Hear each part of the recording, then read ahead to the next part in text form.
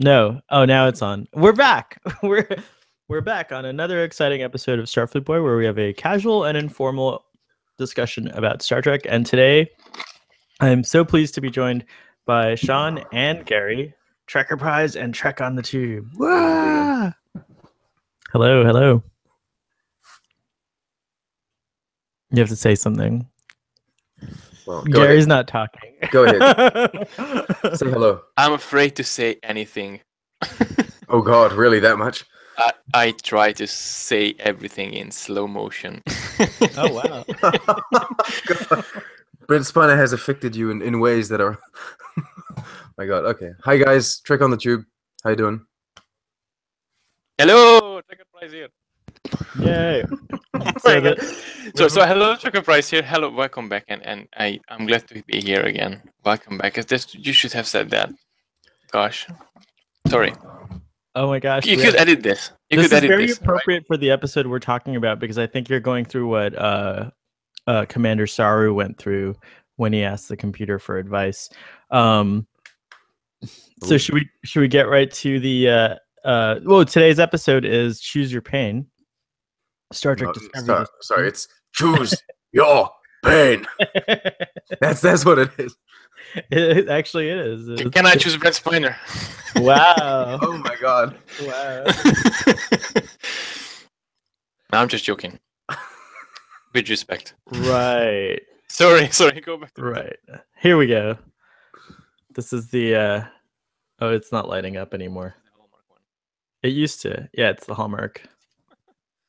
It used to light up. I don't like the pylons. They're too thick, but I guess all the wires have to go through there, so it makes complete sense. Anyway, anyways, Gary is facing a little bit of a dilemma because he had an interaction with Brent Spiner, and as most interactions in my experience with Brent Spiner are concerned, they always leave you with a feeling of both elation and despair. So, Brent Spiner, we're coming after you at the next convention. Coming after you.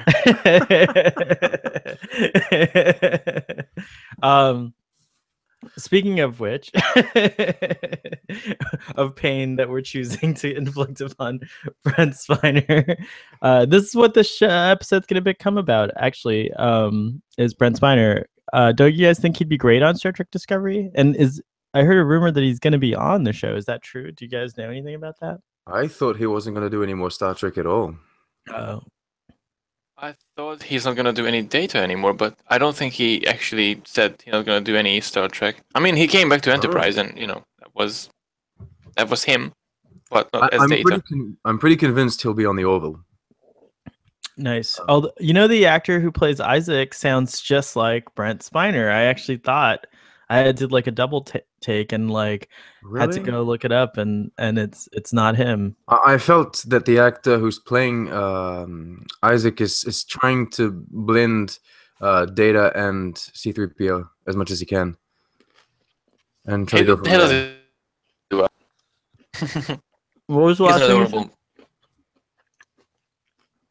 Sorry, I'm chewing it. You can probably hear that. I'm gonna mute myself. What was that? What was that, Gary?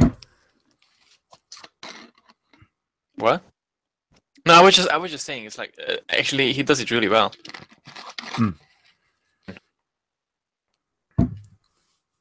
Yeah. Mark Jackson, if I recall, that's his name.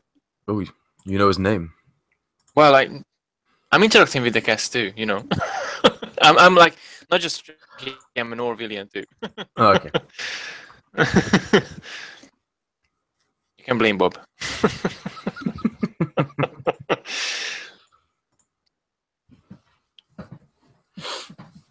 So shall someone do the episode? I think that's a recap. Starfleet Boy's honor, I think. Yeah, no, absolutely. I mean, just to go back to. Hang on.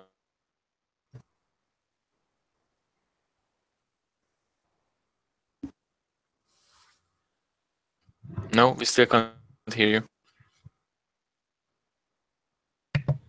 Oh, I was on mute. Aha! that explains everything. So we've back. had technical glitches before, and we've had to eject certain people. So I'm glad you didn't eject me. So, poor Ripper is the reluctant mycelial navigators, that I guess we can call him, is showing signs of depression and stress, and Michael Burnham's really worried about him.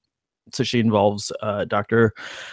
Culbert, and then they're both very worried about him, and then they involve Stamets, and then Stamets becomes worried about him, and then Tilly becomes worried about him, and basically everyone except Saru, who is secretly worried about him, starts being worried about poor Ripper, because apparently every time you use the spore drive, it somehow stresses him out or hurts him. It might actually be killing him, which is no surprise considering that the scientist that invented the mechanism that interacts with Ripper, it actually pierces his underbelly.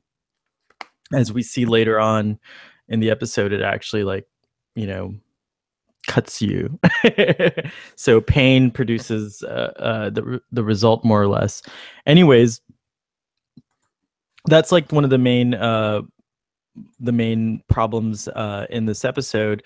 But to make matters more complicated, Captain Lorca, who happens to be meeting with a bunch of admirals at Starfleet at one of the local star bases, is told, hey, you need to back off on your use of the spore drive because the Klingons are starting to get suspicious, and we don't want that technology getting into anyone's hands. In the meantime, apparently they're also constructing a ton of these to outfit every Starfleet ship with a spore drive, and they're on the hunt for more tardigrades. So very unlike Starfleet, in my opinion, but that's what's happening.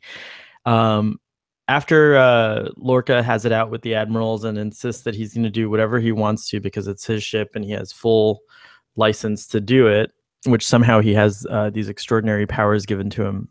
Maybe it's a thing that all Starfleet captains are given during time of war, or maybe it's just Lorca in particular. We're not really sure. Anyways, on his way back to the Discovery, he's abducted by Klingons who are flying around in something that's classified as a D7 battle cruiser, but looks more like anything else. Anything else? Yes. And then later on, it's referred to as a bird of prey. We could talk about that too. It's anything else. Anyways, he's abducted, and that's when we meet good old Harry Mudd, who we know from the original series, and we get to see him 10 years before that, where he's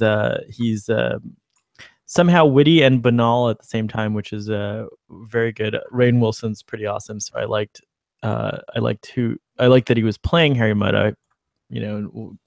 Not sure how I feel about Harry, which is good, I think.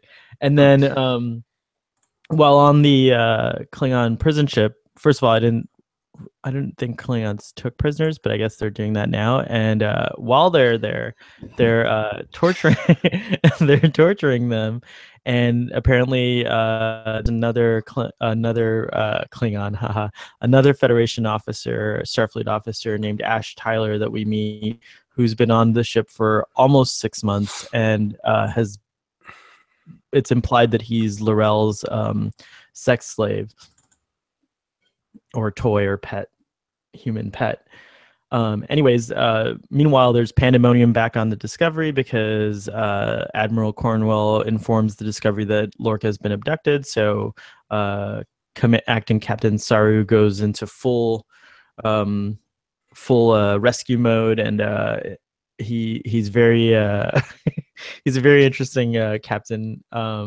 But anyways, he kind of is ignoring the tardigrade situation and says that he'll deal with it after they've rescued Captain Lorca, which is causing a lot of stress on the ship between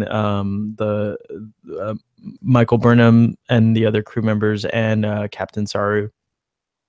But it turns out that they come up with a clever solution using genetic cross DNA pollination of some kind to make the computer think that he is in fact the tardigrade, and then he links up with the mycelial network. They jump into Klingon space. They find a bunch of raiders that are speeding away from the Klingon ship, which, by the way, Captain Lorca does escape.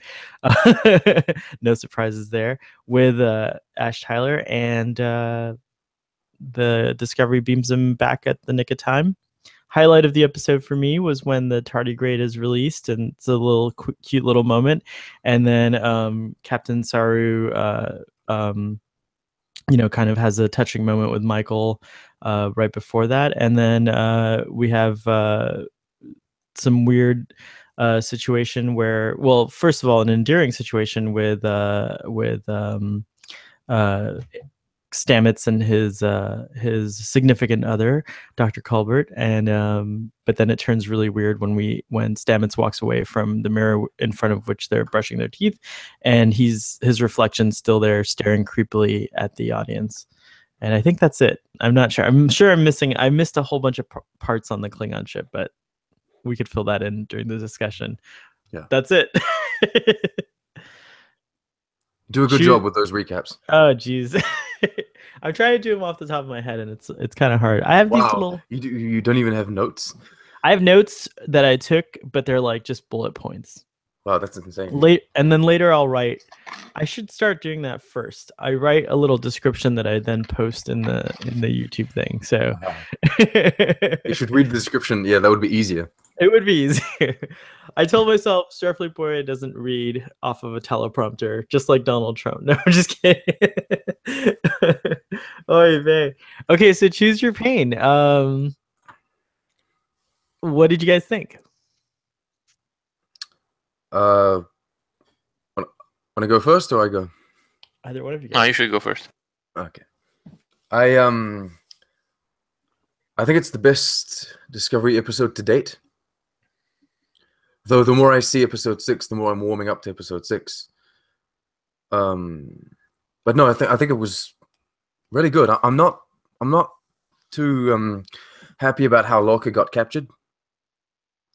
I found that a bit strange. I don't know. I think he was in Federation space. The shuttle wasn't going at warp speed. I don't know. It felt either it's a setup and the writers are geniuses because they haven't revealed it yet, or they kind of just glossed over it and he got captured and that was it. So I'm. It's very dubious. It's a very strange thing. Yeah. I'm kind of feeling like they just didn't really think about it too much. They're like, we need to get him captured. We need to get him in contact with Ash Tyler and show our mud for the first time. And that's kind of how they did it. I suppose it's not too much of an error. Let's just say that, I really liked this episode when it first aired. And I've watched it probably like 3 times since then. And each time I keep finding things about it that are not... Or flaws. Yeah, flaws are just like things that don't sit right. And the whole show, all of Discovery has this kind of like vibe where there's just like these things like that. It's so obvious that it's like it begs me to think this has to be on purpose. Like, why would you change a D7? I mean, this is going to be very like nerdy Star Trek here, but why on earth would you change? Why on earth would you change an iconic ship that everyone knows? Like that, it's almost like they're what's that term? Is it gaslighting? They're like gaslighting the fans. It's like it's like that it's like going to be a point of contention with fans, yet you do it anyways. And so it just bothers me. Like it just irks me a little bit. And it's like, why would you do that? Like, do they think about it that much though, or do they designed a random Klingon ship, and someone said, hey, what would be cool? Just call it a D7 because the D7's a thing. But these people are trying to say that they're Star Trek fans, that they're like super into it, that they've done all their research, like this, we hear this kind of propaganda over and over. And so if that's the case, like I trust them. Like I don't want to like accuse anyone of being like an idiot or anything like that. You know what I mean? But and then, but it's just like, okay, maybe that's the point. Maybe this is what they're trying to do, is like vex the audience in such a fashion that's like, hey, we're going to be like upset about this, but is it going to lead up to something? Is it going to like, that's the frustrating part, is that I guess I normally can see where these things are going, but these just seem like random affairs where sometimes it's like really awesome, like reference. And then sometimes the references are just like totally off, off-putting and weird and uncomfortable. And that's how I feel about that whole situation. Interestingly enough, 3 writers get credits. Well, the teleplay, the screenplay is Kemp Powers, but the writers of this story are Gretchen Berg, Aaron Harberts, and Kemp Powers. And if you look up Gretchen and Aaron, I think I know they both worked on Rain together. And it looks like they also both worked on Roswell together. They are associates of Brian Fuller, from what I gather, and pretty much every show that Brian Fuller has had a part of or been an executive producer on or showrun, they've been in the background writing for him and serving as co-executives. I see that. Yeah, they have almost identical. And so essentially, Brian Fuller, when he left, that's why he left them in charge, because they were his. I would assume maybe proteges. I don't know. And so they were left in charge. Yeah.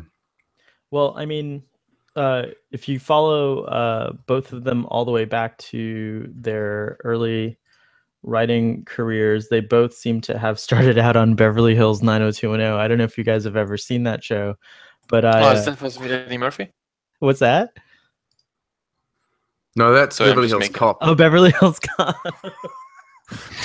which I'm assuming is quite different, but it's quite different. Beverly Hills 90210. Just ignore me. 90210 was a soap opera style show that was a primetime show back in the early 90s. Oh, actually, Discovery is a primetime show. It's true. Show. Then they both seem to have gone on to write for Roswell, which was a pretty decent show. It was interesting. I don't know any of their other credits until I've never seen, unfortunately, Pushing Daisies, although everyone says it's a good show. I haven't seen, just before Star Trek, they both seem to be writers on a show called Rain, which I've seen commercials for, but I've never actually seen it. Have any of you guys seen it?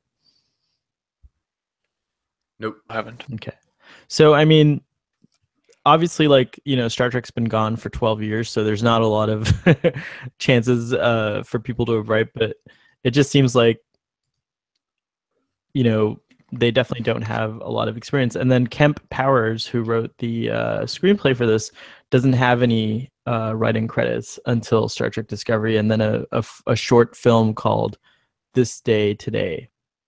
So it is a little disheartening that, the credentials, if you will, even though these folks are saying they're huge Star Trek fans, like, there's not a lot of sci-fi. Like, it'd be interesting if they wrote for, like, Stargate or what would have been Doctor Who. Oh my gosh, could you imagine? Although I don't get that. Doctor Who writers on Star Trek would be amazing. I know Ted Sullivan wrote for Supergirl season 1, I think it was, before he got on to Discovery. I don't mind that they don't have Star Trek credits. It's kind of hard for them to have Star Trek credits, as there hasn't been an opportunity to write for Star Trek. I mean, Kurtzman is the only one, and Akiva Goldsman, I think, are the only ones. And then movies. In the next episode, it's co-written by, I forget his name, but he's a writer that wrote Darmok and like a bunch of Star Trek for both TNG, DS9, and Voyager, and it actually kind of shows in it is the most Star Trek episodes. So we're starting to see that there seems to be evidence to the naysayers who are saying that, oh, these people don't know Star Trek. I'm gonna be hopeful. Going back to what you said about the D7, I see what you mean in the sense that it would seem strange that they deliberately chose to call that ship a D7, though it clearly isn't. When you say that the next episode they show us Vulcan so perfectly, like everything about Vulcan is flawless. Even people were complaining about the moon, but it's not a moon. It's Vulcan's sister planet and the moon of that sister planet, which is deep cut because that comes from the animated series. Oh, right on. So, I mean, they even like the Planahalf ship is in the background. Is in the background, and I mean, that's I deep. think I saw that on. Too. Yeah. So these guys know their trick because, I mean, even the ship. even that ship that we see That a lot of shuttle, them, but very Enterprise, really cool. it's very. It seems like an organic blend between the purely Vulcan ships that were in Enterprise and what Starfleet technology would bring to that. It seems like a good mix between, you'd have like that kind of square design of the Starfleet ships and the very round, fluid design of the Vulcan ships. No, everything was very on point. Vulcan was perfect. That's episode 6. So yes, it's strange that in episode 5, when they show us Klingon ships and everything concerning the Klingons, why it's so off. Sean, to your point about the mirror, in your go to Trek on the Tube and check out the review and Easter eggs for this episode. I think that like that's the thing is that though, regardless of whether they're Trekkies or not, the writers seem to be doing things intentionally to like serve the immediate point or the immediate plot. It's like, why would you have a holographic mirror in one episode and then in another episode have a physical mirror? Because it suits the fact that you can have this creepy scene of like a guy walking away. I tried to rationalize that by thinking Burnham is like a convicted kind of mutineer. Maybe they don't want to give her any kind of glass in her quarters, but then I'm thinking, this is stupid because there's Tilly. I don't know. I was just trying to explain it, and I didn't really come to any valid conclusions. It was just kind of, I think they wanted it to look cool, and that's it. And they didn't think about it too much. But then when they came to Stamets, they're like, we need to do this mirror thing. It doesn't work with the hologram. The other thing is, haven't brushed his teeth. What's the Discovery doing that's so important that she can't take her captain to this meeting and then beam him back? Like why does the Discovery have to be somewhere that's only accessible by shuttlecraft? Like that's not even explained in the episode. I actually looked for the Discovery at the station when the episode first aired. I was like, oh, Discovery's next to the space station? No, it isn't. Why is it not there? That's weird. Not only that, you'd assume that like even if it's a deep space border space station, it's got to be well protected, and like it must be. One imagines it's hard for a Klingon vessel to just come in, which they don't even show it decloaked. Did it decloak? Do you remember? No, it just jumped out of warp. It just jumped out of warp. So I mean, like in the J.J. Abrams or what do we call it, the Kelvin timeline, you have that one, the Yorktown station where they have like a whole like room telemetry from scanners, and like they're able to see that little tiny escape pod shuttle from that come into sensor range and like react to it like right away. And you're telling me like Klingon vessel. I would say Kelvin timeline technology is a lot more advanced than same era primetime technology, prime timeline technology. No, I agree with you on that, but there's just a lot of like things that like are conveniently, it seems, forgotten when the plot needs it, which has happened throughout Star Trek all along. Don't get me wrong. It's just that the frequency of it seems to be much greater now than I can ever. It's more symptom of modern day television, I think. Not an excuse. Rather than stuff. I just don't really. Oh, sorry, go on. No, go on. Go. No, I just ever since the shuttle scenes began from the episode 3, yes, from episode 3 pilot, and no stuff on board, just the stuff that they actually carry. So they carry these mutineers, they carry these bad guys in the shuttle, and there's only one pilot. Back to Discovery, only one pilot, no one else. Yeah. No one important, or the shuttles are expendable, or there's no budget for more people. I don't know. It seems like it's just and then also that's how they want to make conflict or tension. That's how I want to make us feel tension, but it's just dumb having just only one pilot in one shuttle. Well, and then I think that's me. We talked about this in Battle of the Binary Stars. It's like I can't imagine ever, if I were the captain of the Shanzhou, brilliant plan to go and capture Takuvma, but only 2 personnel, like the captain and the first officer, the top ranking personnel are the ones in charge of the mission, like, and then no one else, like no security team, no like, just especially in war. I mean, if Captain Picard goes for holiday, with a shuttle or something, that's fine. But yeah, what's that, Sean? They could have at least taken a red shirt with them. Like a couple of red shirts. It's true. Well, now you can't even say who's red shirt or who's not. But where it's because there's no red shirt at all. But where it's convenient, like to board the Glen, a friendly ship at that, all of a sudden you need like 5 crew members. And they all get ripped. No one gets killed. But, yeah, and I see what you mean. So it is a little strange. Again, these are, I guess, what is it called, nitpicking, but it starts to add up after a while, and like there's only so much you can kind of like tolerate before you're like, is this lazy writing or is this intentional? I'm hoping it's intentional and there's a reason for it, because I do have a lot of I want to have a lot of confidence in the writing team of Star Trek, because ultimately, regardless of fans rallying to pay the subscription or whatever, if the writing isn't good, if it doesn't hold up, it's never going to be a show that's successful. And like, again, it's just we know Star Trek Next Generation season 1 was pretty awful a lot of the times. Like in my rewatch of it, there were like a couple of episodes where I was like, oh my God, like I do not remember that. So yeah, there's a degree of forgiveness, I guess, you can have for a show. Maybe season 2, which it's been renewed, is going to like really hit the ground running, and they'll have a chance to regroup and say, hey, these are the mistakes we made in season 1. Let's go and let's make it better in season 2. I feel Discovery resembles TNG a lot in that respect. TNG season 1 was kind of terrible, but it had like so many people were watching. The audience on that was just insane. And Discovery is the same thing. Discovery's good. It just has a lot of kind of flaws in, as you say, it would seem lazy writing, but it is the most streamed show by far. It's double anything else currently. And that's encouraging, at least for Star Trek. Which means, I mean, we're only 6 episodes in, and they've already greenlit season 2.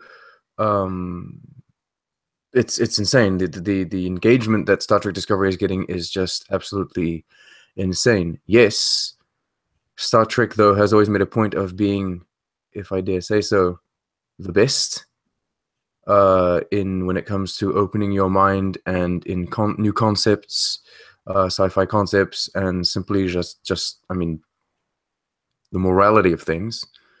And inconsistencies, it had some, but never blatant lazy writing. The writing was always praised. And yeah, Discovery hasn't found that yet. I'm hoping that it will only get better with time, as TNG did. I agree. Here. Let's talk about the kind of, I guess, mind-opening stuff in the show in general. But in this episode, I really enjoyed all the stuff having to do with like figuring out the solution for Ripper's non-viability as a navigator. Like he's dying, he's under a lot of stress. They have to figure out another solution. They come up with a patch, but it's a really very Star Trek moment. Like what Paul Stamets does is something that like you would expect a Starfleet officer to do, and I thought that was brilliant. Like he didn't exactly like disobey his captain's orders, but he found a clever way to go around it and risked himself for a new species, a new life form, like and that's like, to me, that espouses kind of the heart of Star Trek. So I can forgive the episode, and I really loved all of that stuff. What did you guys think of the mycelial navigator plot?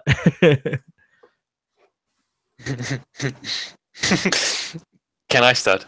Yes. I do have a comment on that, because I remember once we in a TNG episode discussion we talked about the Enterprise technical manual, and in the technical manual the doctor actually mentioned whales as navigators, and actually they had the tardigrade as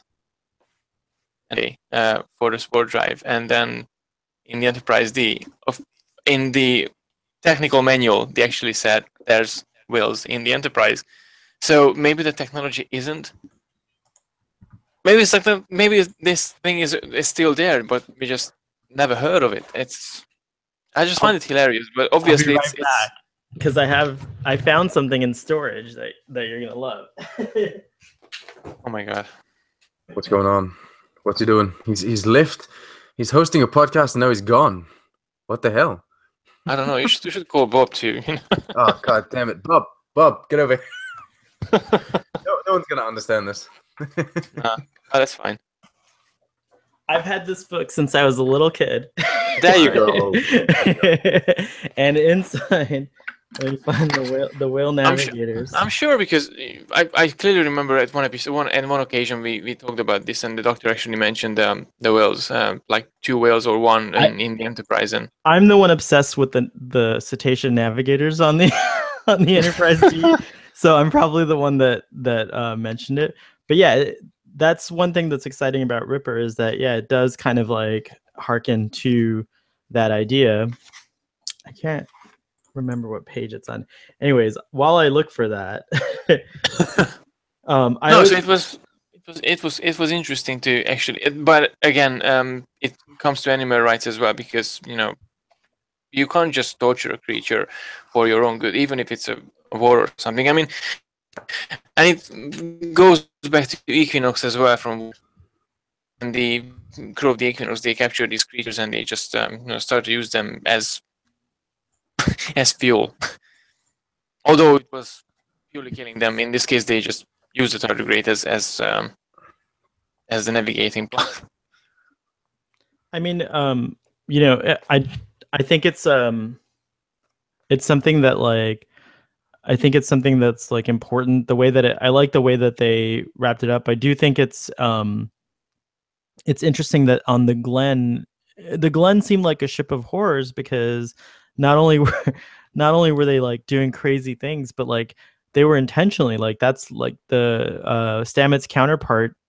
Stamets is here working on a software solution. I don't think he would have ever dreamt of using a live creature to, as he says in the previous episode, he's like, Burnham, I didn't come up with that. You're the one who discovered that Ripper is the missing link in the navigation. So you're actually, this is the second time actually that Burnham like gets really upset because someone's like calling her out in a way, whether they're right or not. But like Stamets was looking for a whole different solution. But I think it's interesting that like something is weird about Starfleet in general in Star Trek Discovery. I think the way to explain this is kind of, I think what they wanted us to understand is that the tardigrade to them was not so much a living creature, but more like kind of like a microbe that was macroscopic.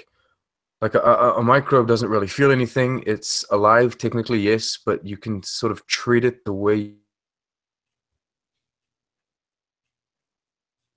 Oh no, Sean, we missed the whole. We lost you after you said, but you can treat it the way blank. Oh, you can treat it the way you treat like a virus or a microbe, because it doesn't really feel anything. Though the size was macroscopic and it was huge, I think they kind of felt it was just kind of a soulless, conscienceless living thing. And that's why maybe they excused the use of it in their spore drive. And it's only when they really realized that, hey, this thing is truly alive, it has a conscience, or it's at least sentience, and that's why they stopped using it. That's what I got. I think that I totally see what you're saying there, but I think that a tardigrade, which is what the creature is based on, may in fact have a nervous system and may in fact have a brain and all kinds of things. It's too small for us to actually like dissect and look into. But at the same time, like I do agree that that's what the show is saying, and then I also do agree that like as humans we do make that kind of distinction where we say that like like viruses, we're killing them like involuntarily. Our immune system's killing viruses like constantly, and like bacteria and things like that. And what would happen if someday we were to find out that, you know, these things are actually intelligent? Would we then, like, what would be the dilemma at that point? We'd still have to like defend ourselves against them, and in a sense, or continue to use them as we do other microorganisms for our benefit. And in Start fact, beaming them out of your body rather than killing them. Right? Well, actually, the pattern buffers do that on the Enterprise. Like, I love, that's one of the things I loved about Enterprise, is that like you had that whole procedure where you had to like put on that gel and like sit in that room for like however long every time you came back from. That was just an excuse to get T'Pol naked, right? And Trip. I noticed that they were often in those scenes together. Because that happens in episode 1, and then they just don't do it for, I don't know, maybe 10 more episodes. They just but leave I remember reading in this book that the pattern buffers actually do screen. So whenever you beam down to a planet and then beam back up, like I think there's a Next Generation plot that revolves around this, where you actually have a record of the person's like physical condition before they went down to the planet. So when you beam them back up, the computer eliminates any pathogens or. It's Dr. Pulaski that becomes old, something on the surface. Right. Is that it? That's the one. That's the one. I remember Pulaski episodes.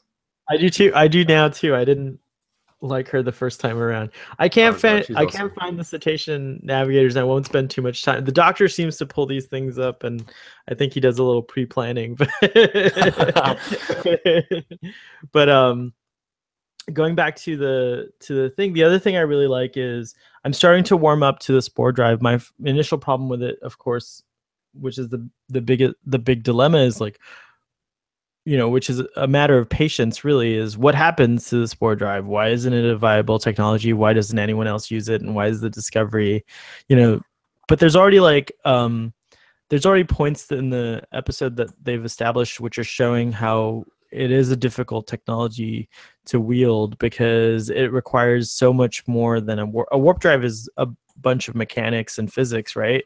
But the spore drive somehow seems to have an interaction with life forms, as we see with the tardigrade and then later with stamets, that is not something that you can easily you know, synthesize or create a synthetic version of. So it'll be really interesting to see what eventually becomes of the dash drive. Do you guys have any theories, or any theories that you like?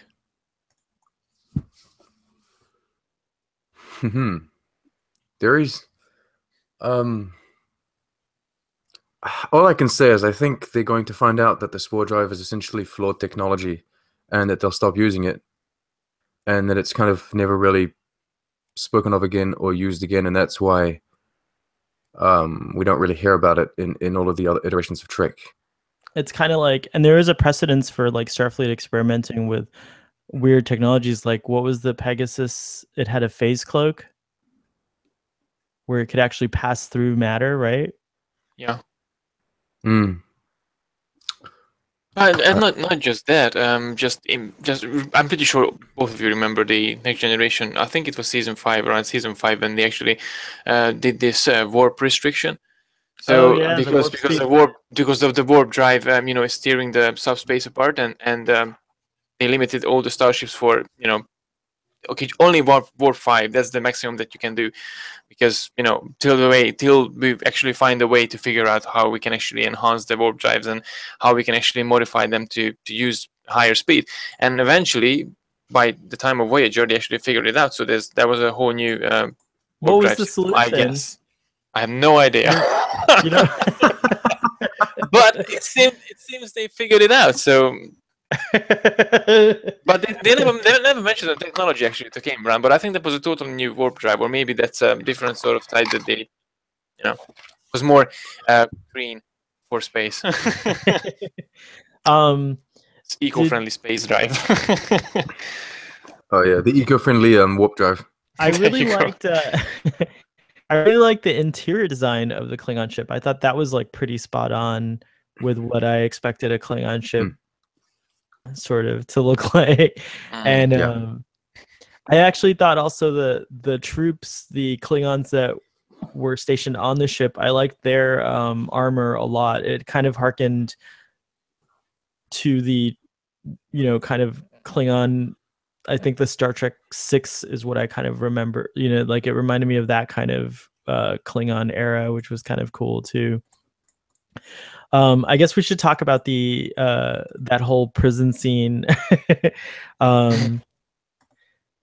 I found myself in this watching not really liking it as much as I did the first time around. I thought that Harry Mudd was interesting, but like it just seems the whole thing. It's like something you said earlier. The whole thing just seems like a setup, and I can't believe it's not obvious to Captain Lorca, or maybe it is obvious to him, and he's just playing the Klingons, and he's playing all these people. But everything just kind of like was like that. I mean, Harry Mudd had no bruises. I can't believe that they never asked the other guy to choose his pain and he didn't choose Harry Mudd. Like, why would if Harry Mudd kept choosing someone else for pain, like, wouldn't you eventually be like, when's it my turn to choose my pain?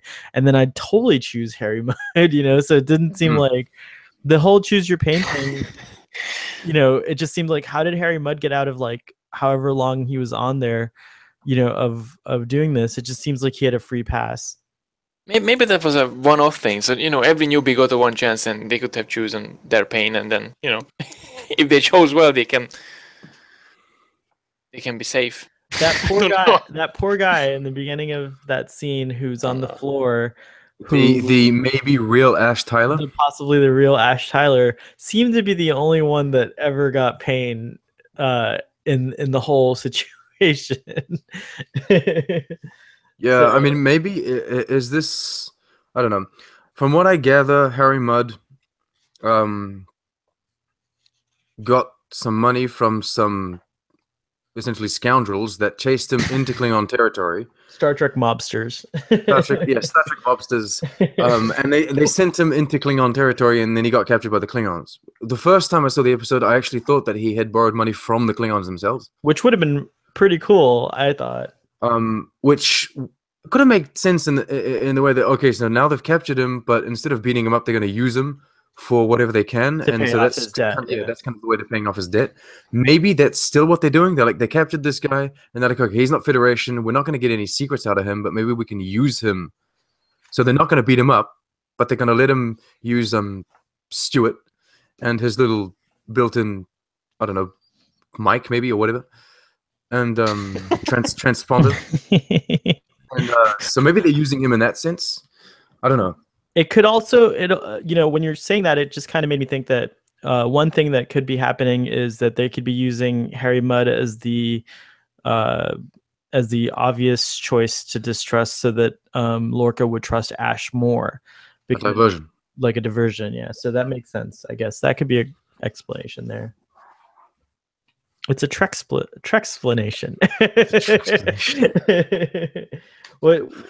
What about the? I'm exploited here, all of us. So we further find out we I don't know if we really ever even knew anything about Klingon anatomy, but apparently it's very possible that Klingons have 2 reproductive organs. I found it odd when they actually no. Hear me out. There was 2 Klingon guard with pistols, and the Klingons used to have much higher energy and power level than humans. Like, they are 3 times more stronger than humans, and Captain Lorca and Ash Tyler just killed them bare hands. How is that possible? Tell me. Were they Klingons? Yeah, there's a lot of things like that, but I did it happened like this. The whole thing happened like this. I love the disruptors. The disruptors were cool, but still, that doesn't explain. Having done a video about the Klingons and about the Vulcans, I learned something recently which intrigued me. Vulcans are stronger physically than humans and Klingons and humans are of equivalent strength. I did not know that. And I thought they were more strong. I thought they were I thought they were stronger, but I don't think they're strong. I think they're just more. They've got more training. right? More martial arts So training. I mean, they're trained since the youngest of ages to be warriors, or at least everyone wants to be part of the warrior caste at this point. Mhm. That's why they're stronger. We do know that there are obviously Klingons that pursue other areas of Yeah. life because they have sciences and they have engineers and they have Absolutely, they need all to kinds build their of stuff. ships, but Exactly. but you know, just comparatively physical strength, they would be similar. So you would have Klingons that are stronger, Klingons that are weaker. It's just that they go through, I would imagine, very intense training, and that's what makes them seem stronger. That's reasonable. That makes sense. Then Burnham has a comment in the next episode where she says, like, I doubt Ash Tyler was able to beat up 6 of them because I fought a Klingon, it was hard. My argument to that is, well, Burnham's a science officer.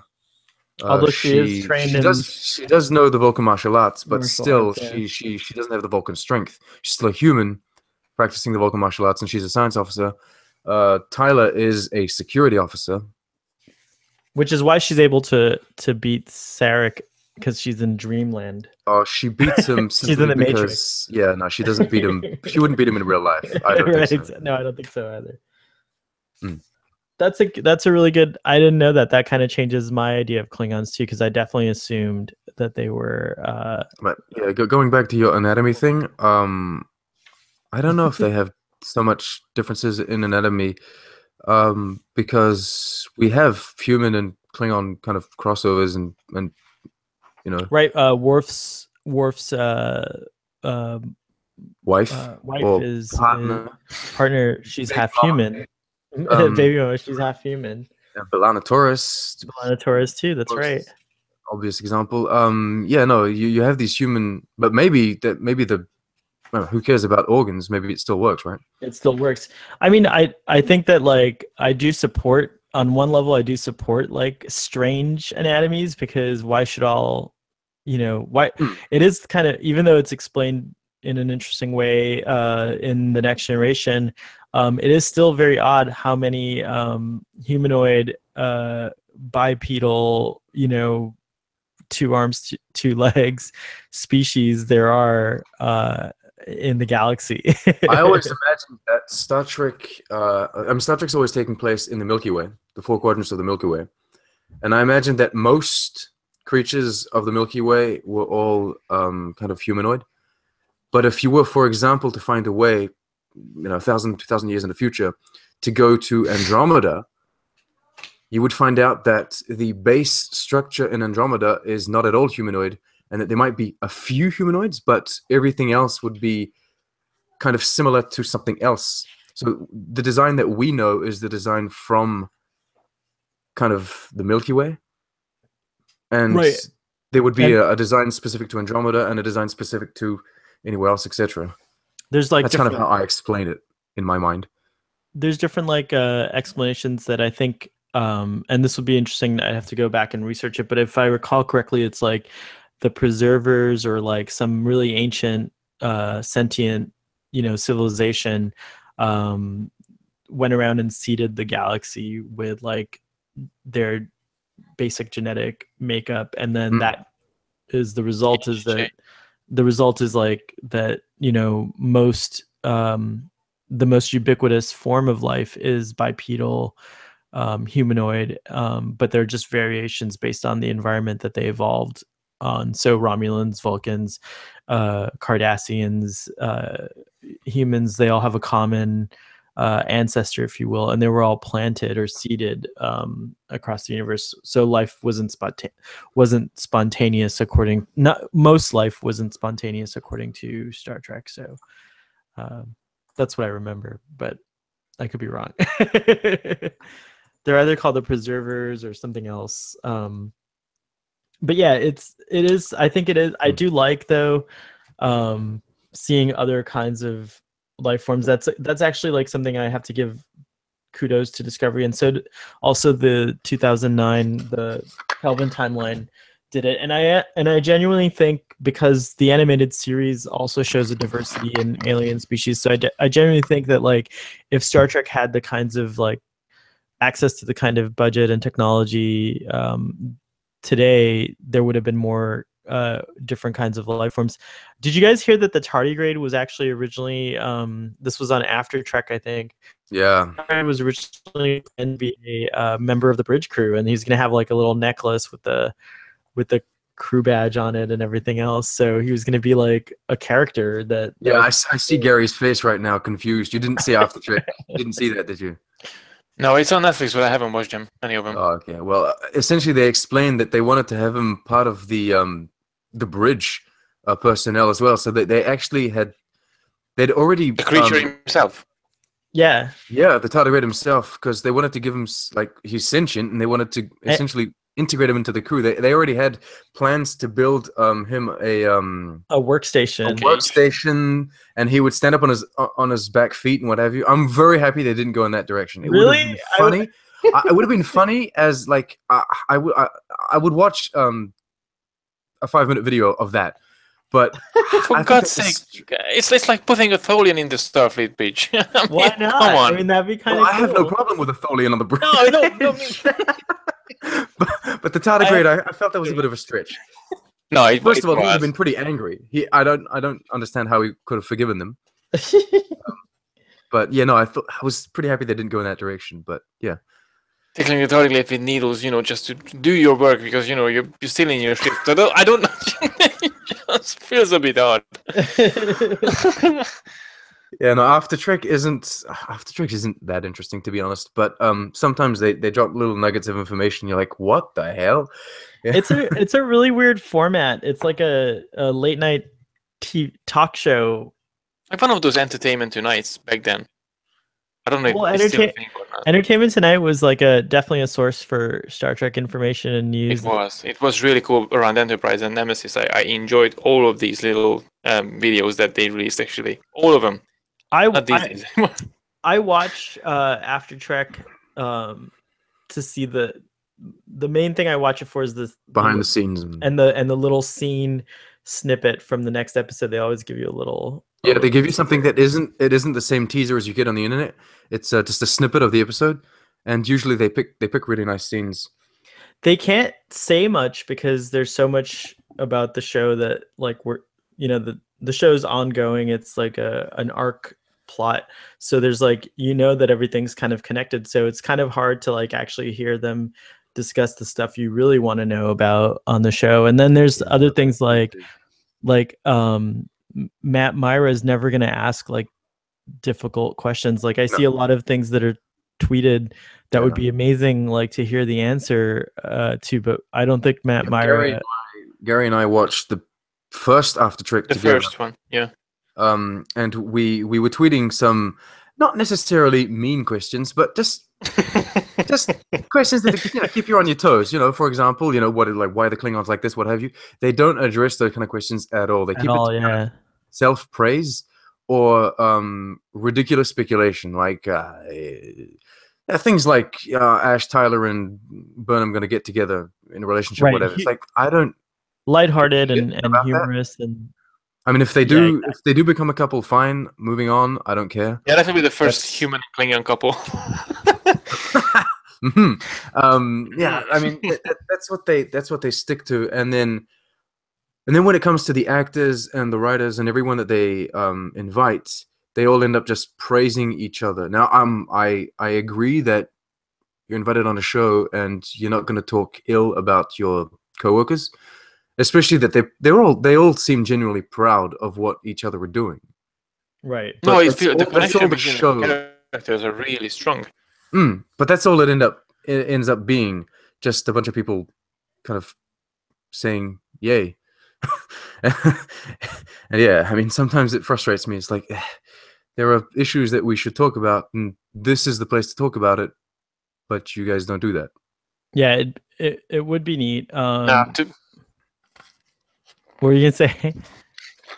No, I just wanted to say After Trek. I don't watch After Trek because, to be honest, my After Trek is watching content creators like Trek on the Tube or listening to occasionally Trek Yards or the Nerd Escape Pod with Irish Trekkies. So that's my After Trek.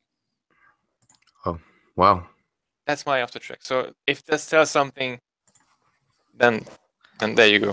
Very nicely said. It's All my of you after, wanna- it's my after track too. But it would be nice if the show were, I guess, a little bit more challenging and like brought up some of those difficult questions. So I don't know if anyone over at After Track are hearing this or listening to this, but tackle some tough things, guys. Yeah, try. Invite one of us to the chat. These two guys are brilliant, so make them appear. They invited Captain Foley from Trickyards, not to After Trick. Sorry to bust your bubble, but on Inner Space. Inner Space is kind of it's this kind of sci-fi related show that are talking about Star Trek at the moment that that airs on Space in Canada, and so that airs before Star Trek Discovery usually, and they have what they call a panel of Star Trek experts, which is just two people. That was the same thing that we watched before. Yeah, that's what we saw at the premiere. It's not really a panel of experts; it's just two people that read a script. But they invited Captain Foley over, and so he's going to be talking about. I don't know what he's going to be talking about, but he said he would let us know when he's going to be on that show. So I'm happy for him. It's nice. Speaking of Captain Foley, we touched upon the design of the D7 and the Raiders in our discussion here, but there's an excellent discussion on Trek Yards where they really break down why it's upsetting to see a ship called the D7 that doesn't like even remotely look like the D7. Yeah, but then they also did a really cool animation swap out. That's amazing. It was very cool. That blew my mind. Yeah. Okay, up until now, concerning all Star Trek that's existed before Discovery, you would go watch any kind of analysis by, there it is, beautiful. That's a D7. I mean, it's the Enterprise D7, but this is a D7. Anyone in Star Trek Discovery watching, this is a D7. At least as we know it. It's so beautiful too. I mean, look at it. It is. Like, imagine this baby in Discovery. It would be awesome. Yeah, no, they would analyze the ships, but they would do it in a way that was logical. How should I say this? It was coherent because the shows made it possible for them to do that. Because the people that were working on TNG and Voyage and what have you, they really thought about why the ship should have a window here, phaser banks here or whatever, and so that you could really analyze the kind of technological thing. I think sometimes Trek Yards go too far.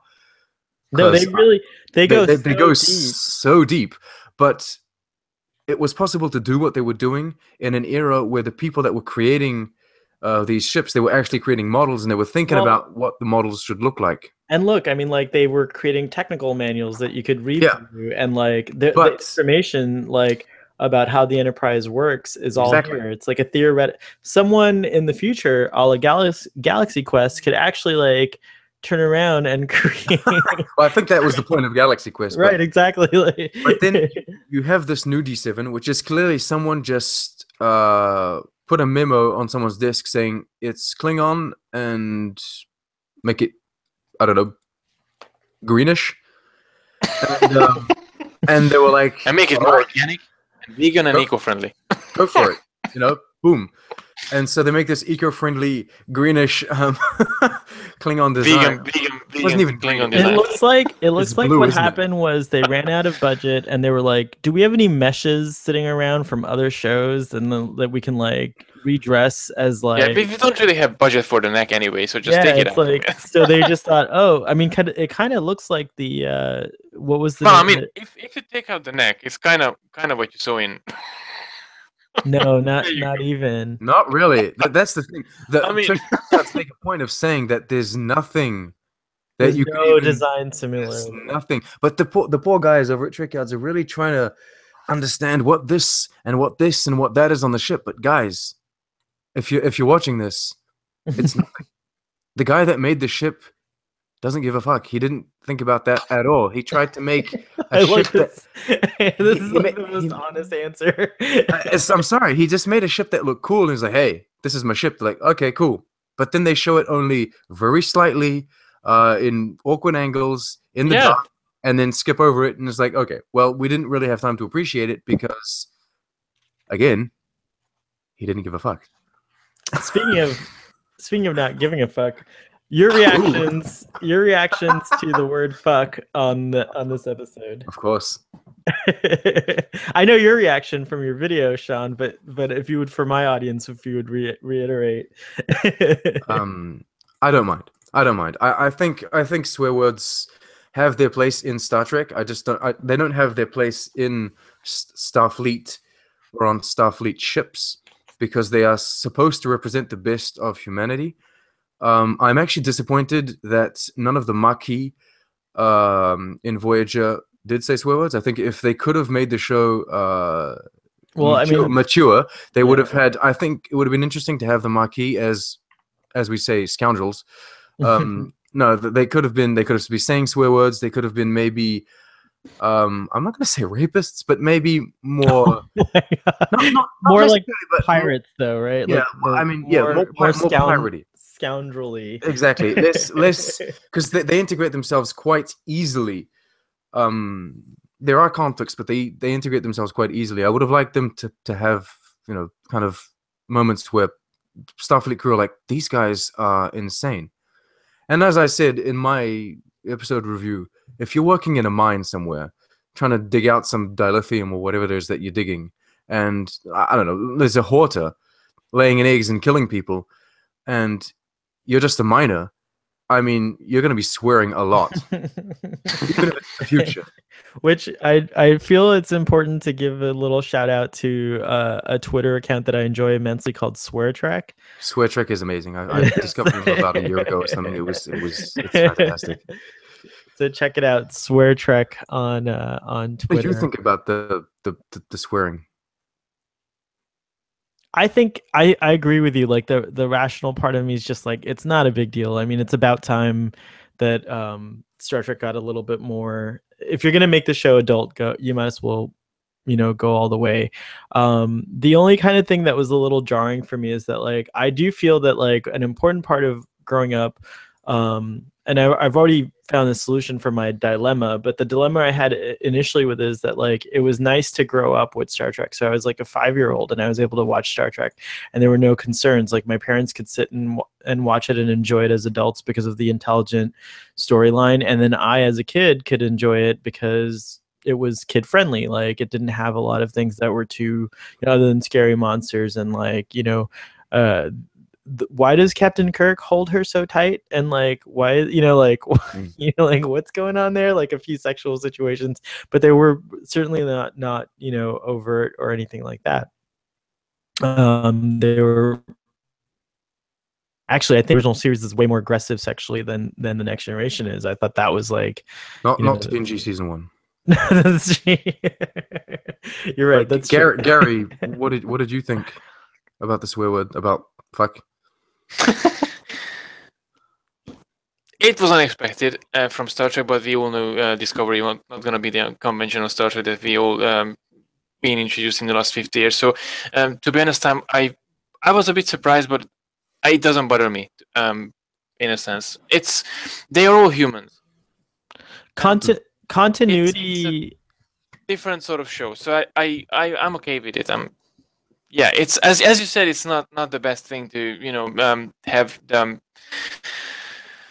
base of humanity and the representative of humanity doing this, but they did it with a different circumstance, in a different atmosphere. I don't think if they meet up with a different species, like with I don't know, with Andorians, and it's like do the same thing, but I think that was just a moment. And Tilly being young and silly and so adorable. She just said it. So I don't see any problem. Gene Roddenberry took this restriction, which is on television, you couldn't say certain. I mean, like, it wasn't until like the 90s that you could even say the word bitch. I think it was on Murphy Brown was the first use of bitch on network television. It was like really, you know. And now if you watch Orville, boom, bitch. Yeah, it's like every second time. It's everywhere. But Gene Roddenberry did take that restriction, that real life restriction, and he kind of like applied it to his universe. And you can see evidence of that in Star Trek, in the films, like especially in Star Trek 4. Kirk doesn't even seem to know how to respond when someone, like in that scene where the guy calls him dumbass, and he's like, well, double dumbass on you. Exactly. And like, you know, so it seems like in the movie, it implies very heavily that like people just don't swear in the future, like that like that's not how they express themselves. Do I think that that's realistic? No, I don't think so at all. I think that like swearing has been a part of culture since like the dawn of time, and it's going to be a part of culture in the future. So in essence, Star Trek Discovery is kind of, you know, now unbound. They're saying I'm imagining there was a discussion about this in the writers' room, and I think they made the right decision. And I think it's okay. I never interpreted that scene the same way you did, actually, with Kirk saying "double dumbass on you." I don't think he didn't. He doesn't swear. I think he wasn't expecting that. He's never confronted by people that just randomly swear at him. No, he was really surprised in that scene, if you remember. Yeah, he's very surprised. So he's like, maybe they don't use swear words as commonly. So I mean, I would have a comeback immediately, and it would be terrible. He doesn't. He's kind of like, well, double dumbass on you, and it's like, that's what he comes up with. I love double dumbass on you. I don't, but in fact, I use it. So it's like.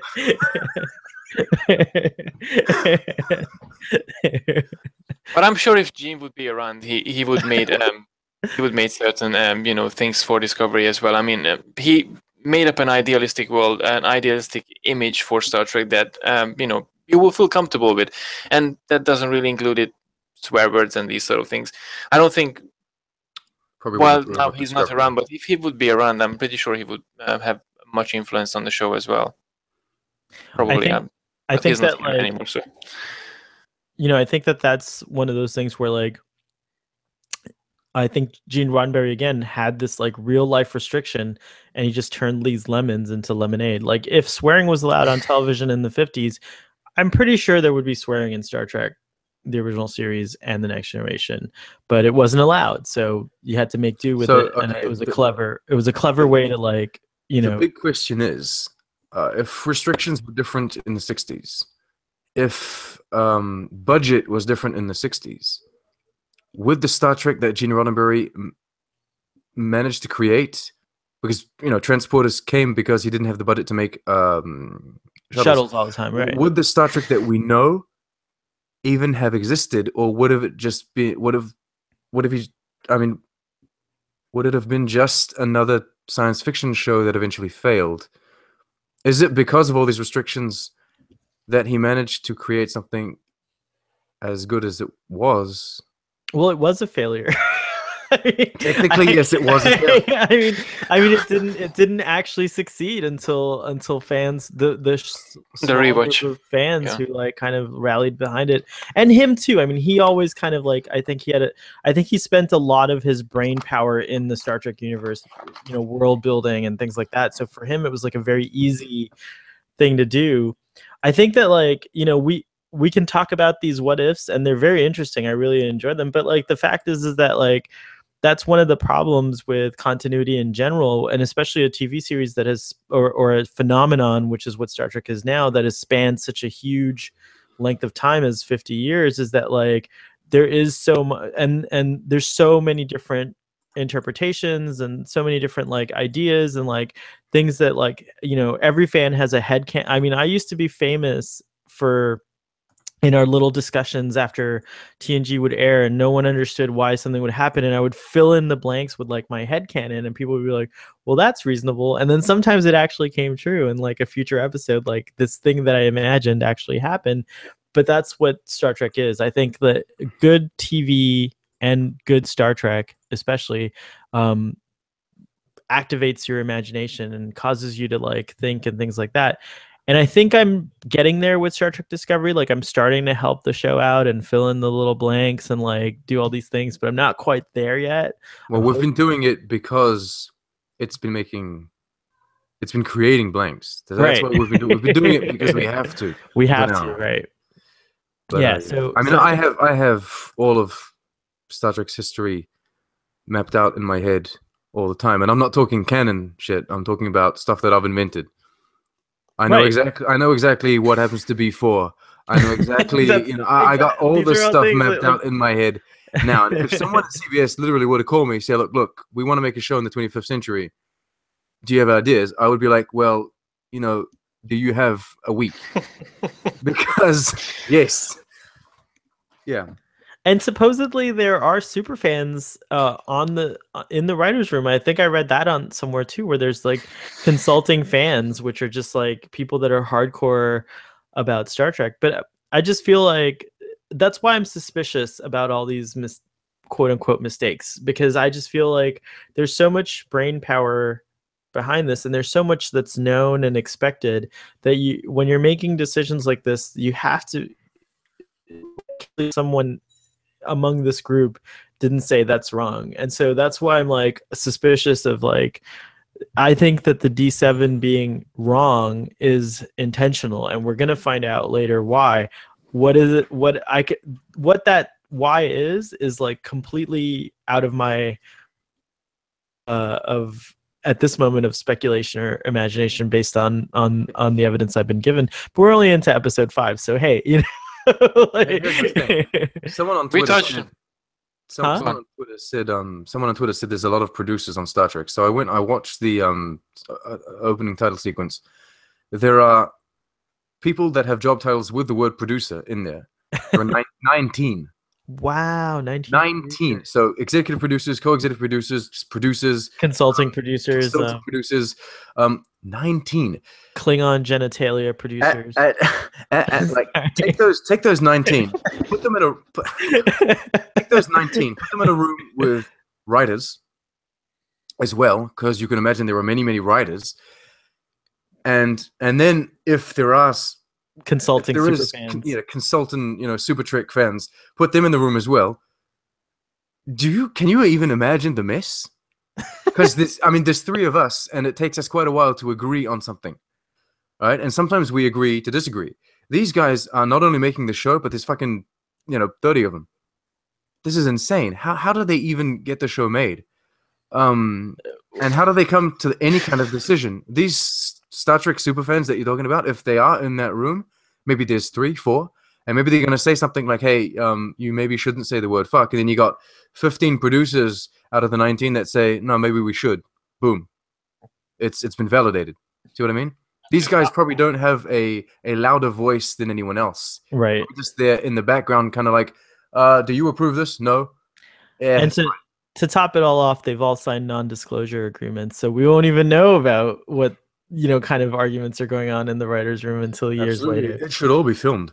It should all be filmed. That would be. I would be on that wall, or Coffee Boy. Hey guys, Coffee Boy. Do you need a Coffee Boy? I'll come and deliver your coffee. We get to finally get some names of the bridge crew in this episode. Did you guys catch that? I heard them, but I don't remember them. When Saru was in command, I did do a little bit of research because I've had time. It's like weeks since this episode aired. So you have Lieutenant Joanne Owesekun. She's the black lady with the cool mohawk. Do you know what I'm talking about? Yes, Yep. yes. Then you have Lieutenant Reese, who took over for Landry as the tactician or tactical officer. Then you have Lieutenant Commander Ariam, and that's the robot woman who apparently there's some Memory Alpha. It says that there's been some controversy because at first she was just a robot, and Brian Fuller said there were going to be a robot on the bridge, remember? And like way back in like one of his interviews, I remember that. Then she looks very synthetic, not just a robot, to be honest. She's an enhanced human. She's an enhanced human is what they said on Aftertrack, but before that, Ted Sullivan had tweeted that she's an enhanced alien. So so this kind of proves your point, Sean. There's a lot of. It's so good to have so many producers and writers in this show. Okay, having watched the last After Trek, they actually have Neville Page, and I'm deeply sorry I don't forget the name of the other guy. I'll look it up while you say. So they had Neville Page and fill in the blank, and they were talking about all these alien Glenn creatures. Hetrick. Okay. So they're talking about all these alien creatures that they design, and they explain that they have all of these different concepts, and that essentially the director of episode 5 or whatever episode it was said, I want that one because that one looks cool. And so they then created that one. And it's kind of like, I see where you're going, but that's how that's how you create problems. a Star Wars movie or a Valerian movie or a Fifth Element movie. You just take a bunch of aliens and that one looks cool, that one looks cool, that one's cool. They don't need backstories. It's not going to be a rich TV show that lasts for years and years. It doesn't matter. That's how you create aliens on Deep Space Nine even. Like you just put a bunch of aliens that look cool together, put them on a space station, it's fine. You're talking about Starfleet here. You should maybe be thinking about integrating Tellarites and Andorians over random alien and human enhanced people. I have no problem with Ariam. I think she's an awesome character to look at. She reminds me of Frieza from Dragon Ball Z. Oh, but or she reminds me of Karen Gillan's character in Nebula? Guardians of the Galaxy. Yeah. Oh yeah, of course, Nebula. Nebula, thank you. But I'm not against the fact that she's there. I'm more against the fact that there's only these kind of new things and not what we're accustomed to as well. They seem like wow factor more than anything. Are they going to go anywhere? And then Lieutenant Milton Richter, who's the communications officer, he's very handsome. He doesn't say anything, but he just kind of like has reactions. so far, that's what I've noticed about him.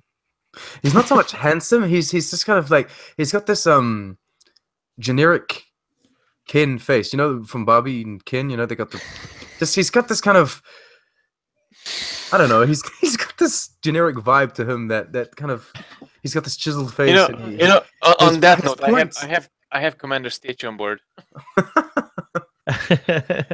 his points on the show, from what I gather, is just to kind of stand there and as you say, do reaction faces. Yeah, that's it. There he is. He's just reacting. There he is reacting actually.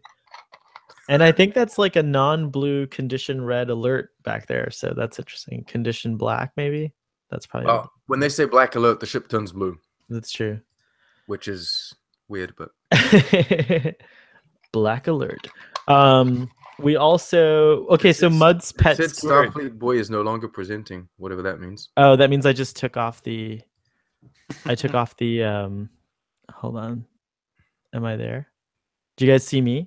I see you. Okay. Oh, I see you. That's Avatar. Mud's pet Stewart, who, you know, interesting little insect CG character. Patrick Stewart. A little nod to Patrick Stewart. I don't know. I was just curious if that's what you thought. No, I don't think so. I mean, that's... also. It's as much a reference to Patrick Stewart as it is a reference to Stuart Little at this point. That's true. Or Stewie from Family Guy. In the torture scene with Laurel, how many lights did you guys notice? This is a serious question. On the did you happen to notice? Were there 4 or were there 3? I don't remember how many lights there were. I did notice her makeup was a bit off. I don't know if you remember the previous episode, but her lips was more full. But in this case, it was just like awkward. Oh, I didn't notice that. I did notice that. I noticed that when something's wrong. I did notice that when she was exposed to the Laser blast? the disruptor blast, that her inside was red, not magenta or whatever. Yeah, well, they've been doing both on the show, so I mean, Yeah, they're respecting canon in that sense. I mean, there's no problem with that. I think Star they're Trek is doing just- magenta when Nick Mayer is on board in the episode, and they're doing red when he's not. that's actually pretty interesting. You know, I was thinking when the blood is floating, it's magenta, or lavender, or whatever you want to call it. And when so it, like it when it's static- oxidizes. Yeah, see what I mean? But then you might have a point. It's like, oh well, there's what's his face with us? We can make it Nick Mayer. purple, right? Nick Meyer, yeah, just make it purple. He'll be happy. You know, if he's not there, he's not gonna notice if he color it for red or something. It's like fine. He's not going to watch it anyway. He's not a fan of Star Trek, so he's not going to watch it anyway. Another that I liked was that Ripper, when he's totally distressed, goes into what Dr. Colbert calls cryptobiosis, and real tardigrades actually do that, and that's how they live for hundreds and hundreds of years, because if there's not water around, they go into that state, and then they can just they can live, and they can real tardigrades can also, Ripper was accurate in another sense in that real tardigrades can also live in space and survive the conditions of space. My God, Tardigrade on the tube over here. He knows everything. I found out about tardigrades. If you ever get a chance on Netflix, I believe it's on Netflix internationally as well. Cosmos, the one with Neil deGrasse Tyson. Have you guys seen that? I heard of it. It's really nice, but I haven't got the chance to watch it. It's a really trippy, beautiful special effects, like really wonderful, kind of like our understanding of modern science, biology, and physics. It's like a good primer for anyone who's interested in general sciences. But they have an episode where they devote a huge segment on tardigrades. So all my knowledge about tardigrades comes from that episode. And perhaps the writers were also turned on by Cosmos, because it is an interesting thing that a tardigrade would be the inspiration for Ripper, and he looks exactly like a gigantic tardigrade. The only thing that really was touching for me in the episode, I think, well, what did you guys think of Saru, of Burnham giving Saru the telescope? Like, do you think that was the right thing to do, or? Gary? What? Sorry. Thoughts About Burnham giving Saru the telescope? the telescope, even though it was meant for her. And he's going to see the hologram when he opens it later on in his quarters, and he presses the button, and it's like she's going to be, he's going to know that it was. No, he refused to take it. No, he took it. In fact, really? the telescope is what makes him decide to free the tardigrade. Like it warms his heart just enough, and he turns around, like he actually closes the telescope thing, grabs it, turns around and says something to the degree of like, we don't have the right to choose. I think actually what's important about that scene, what I liked about it, is that the telescope reminds him of a very Starfleet captain, Captain Giorgio, who wouldn't have done any of this. I don't think. Like, I'm gonna totally take authority here and say that Captain Giorgio wouldn't even want to be involved with the spore drive to begin with, because of its dubious nature. That's but anyway, one of the beauteous thing in Star Trek Discovery, Captain Giorgio, and not the fact that she was in the show. She's not in the show, and I'm sorry to say that, but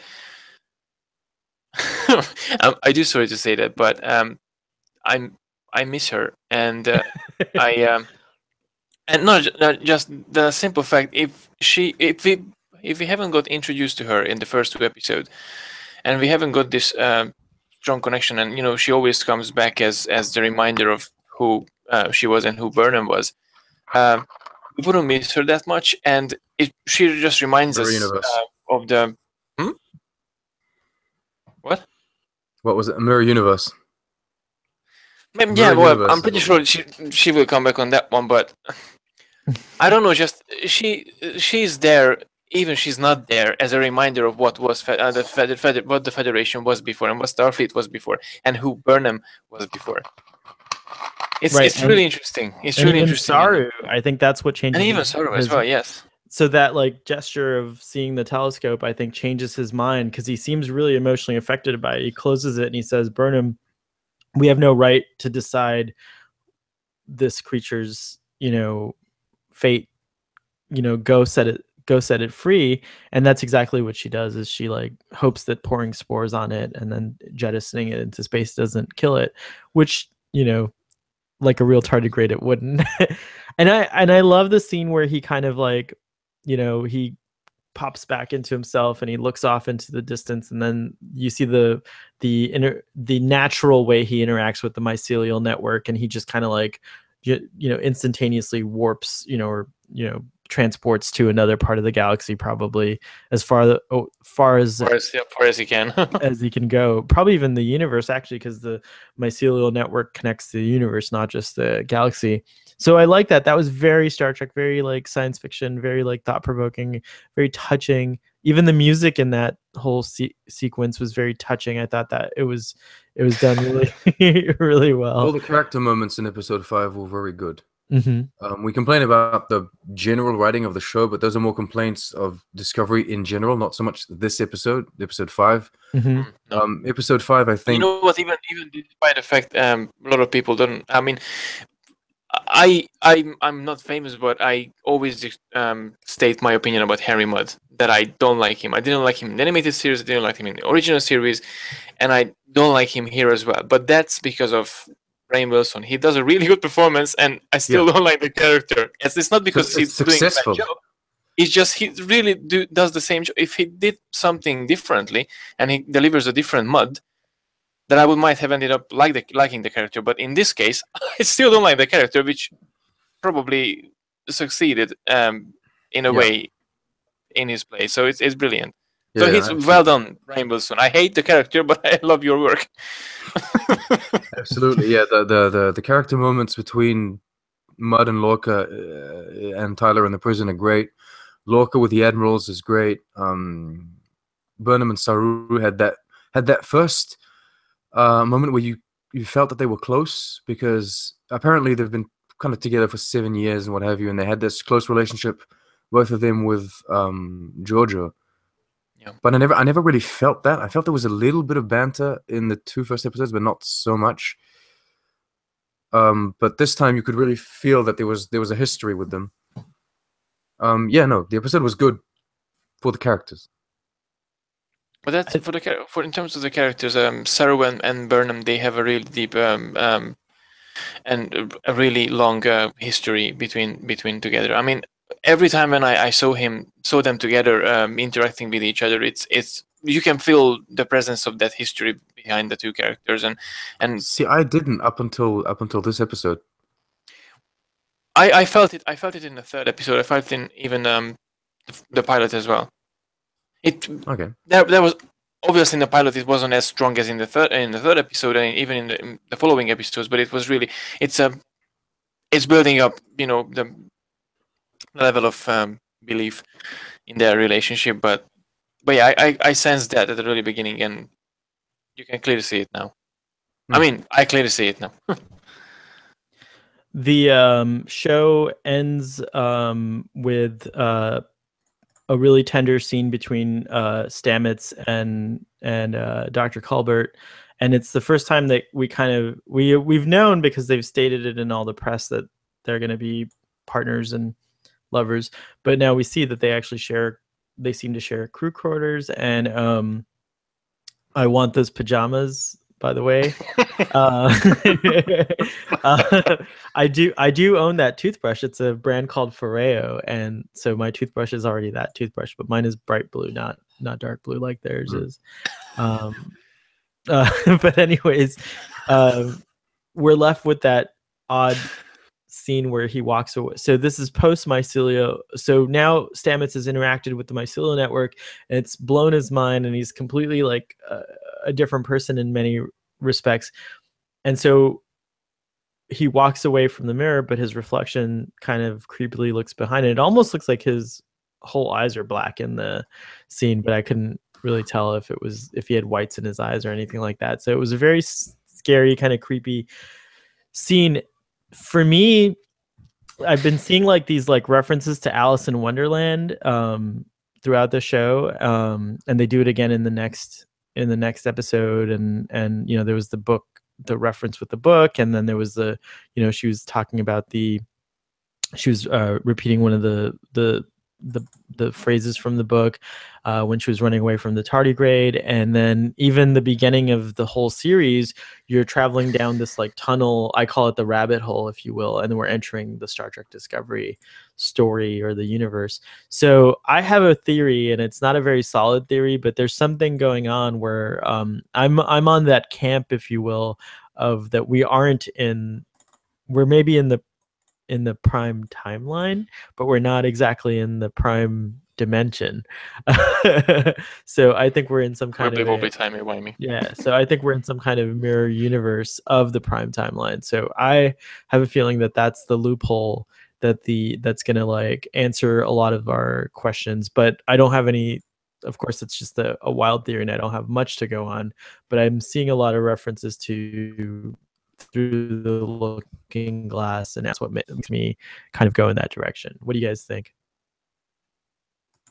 I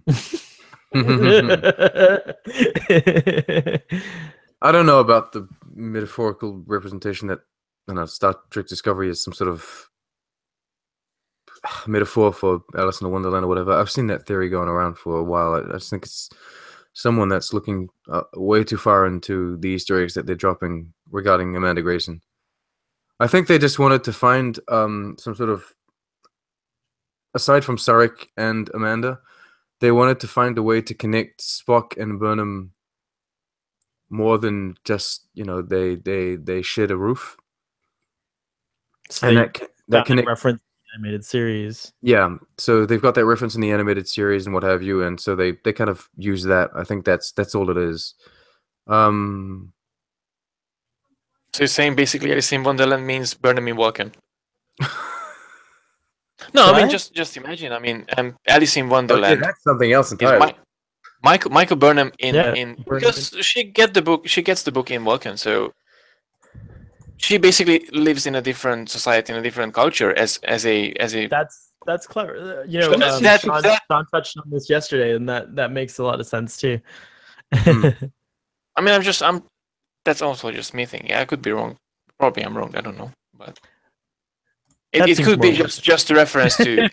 Yeah, well, it seems more just, you know, maybe it's not reference to the show. It's reference to the character itself, because as we all know, the show concentrates on the character, not the whole thingy about the war and stuff. So it's mainly character driven, and Burnham as the main character, the lead character, I think that's a reference to her, not for the show. Although I think so. It's like that's my theory. Going back to what you said about switching dimensions or timelines or whatever it is, I would support that if everything was completely different, which is what we saw with the first 2 episodes, or even 3. All of the Klingons are completely different. Everything is completely different. But having seen episode 6, so this is discussion for episode 5, but having seen episode 6, everything on Vulcan is so perfectly in place that I don't think it's in anything. But it's not we don't see a lot of Vulcan in the the Vulcan that I see in this resembles more the Kelvin Vulcan, because before that Vulcan looked more, all you saw were like giant monuments, and like you never actually saw like buildings like you do, you know, like this is a Vulcan that, you know, it's like Enterprise went to cities and we saw beautiful Vulcan cities. Oh, okay, I haven't seen that yet. Oh, well, the Enterprise gives us these really beautiful cities that resemble Star Wars the same way Discovery made Vulcan resemble Star Wars. I think Enterprise was inspired by a lot of Star Wars visuals, actually. But no, so what we see in Discovery resembles what we see in Enterprise quite a bit. Yes, you're correct in saying that everything from the movies and from maybe the animated series, etc., were always kind of deserts and just big statues. Mhm. But that's, I think, maybe because they didn't have the budget nor the need to construct cities or buildings. All they needed was, we need some sort of sacred temple or some sort of sacred arena. And Right. so you would have that far away from any, hustle and bustle of the city. It all seemed like, yeah, like, is this an Enterprise era? That's Enterprise. So that's Vulcan High Council's quarters. Yeah, I think that is very Star Wars looking. It looks like That's Coruscant. Star Wars looking with that platform, and that platform looks pretty much like the platform that comes up in Discovery. That platform is static because it's 50 years, 100 Yeah, years. no, then I would say you're right that Discovery nailed it then. Yeah. Discovery Based on- does the moving based on platform, that, which is yeah. 100 years after. Of course, buildings aren't exactly like look at cities on Earth. None of them look the same. You take America, any city in America, and compare that to any city in Europe, and they're completely different. You could almost say they're different planets on Star Trek. You're right. So, in fact, a lot of different environments on Earth are inspirations for different planets or worlds in Star Trek. So I would agree with you. Starbase Yorktown is basically Dubai, is it? Starbase, What's yeah, it's a Starbase Yorktown Yeah. is Dubai. He's right. Oh yeah, true. I think what's important to look at more than the shape of the buildings and what have you is the materials they're using. And since Enterprise is very much there we go. That's JJ. That's this would be JJ. This would be Kelvin. That's okay. Kelvin timeline Vulcan. There you go. Well, see, consistent. Again, you have maybe different style in design because maybe it's not the same city, maybe it's not the same place, but you do have that same kind of material. They're using clearly something that comes from their planet surface, which is rough and brownish orange. Yeah. So I found Discovery very consistent Vulcan-wise. Not Klingon-wise. I forgot about the Klingons. No. Indeed. Oh, you can't look at, hold on, Planet Vulcan. Trying to pull up the one from Disco. I want a Disco shirt too. I'm gonna order one. Really? They're on pre-order right now. Yeah, I totally want one. I'm not hyped about any of the merch that they've got going on for the moment. I saw online there was a complaint about a nitpick about there it is. Look at that. And you could see references to both of those kinds of designs. I like it. The buildings are great. The platform is good. It makes sense that it comes up now because it's 100 years later. As I said, the ship looks like a cross between the fully Vulcan ships that they've got going on in Enterprise and between Starfleet technology because it goes a little square. Plus, they've got that sister planet with the moon of the sister planet behind. No, I think everything was great. Someone complained because the sky was too blue. I mean, come on, But it's Twilight. Come on. Blue sky smiling at me. Sky's too blue. Come on, guys. Orange skies. There is speaking of happened with the Klingons that I used to. Wow. There's a Brent Spiner album, Gary, called Old Yellow Eyes that you should check out, which is pretty Oh, that's a brilliant one, yes. I don't have anything else in my notes. Would you guys have anything else to add to the episode discussion, or should we wrap it up? I have one thing. You mentioned in the episode recap at the very beginning, Klingon doesn't take prisoners. That comes to Star Trek 2 when Kirk says at the end of what was it? What the heck? You mean Star Trek 3? Star Trek 3. No, Star Trek 2. No, there's no Star Trek. No, it was Star Trek. You're right. In the Kobayashi Maru, you're talking about the Kobayashi Maru tactical simulation. He says, "Pray Savik," because Klingons doesn't take prisoners, and I thought that's true. But if you remember Star Trek 3, in Star Trek 3, actually, General Christopher Lloyd, I don't remember his name. So Christopher Lloyd is Klingon. He actually wanted to take prisoners, and I don't think that's.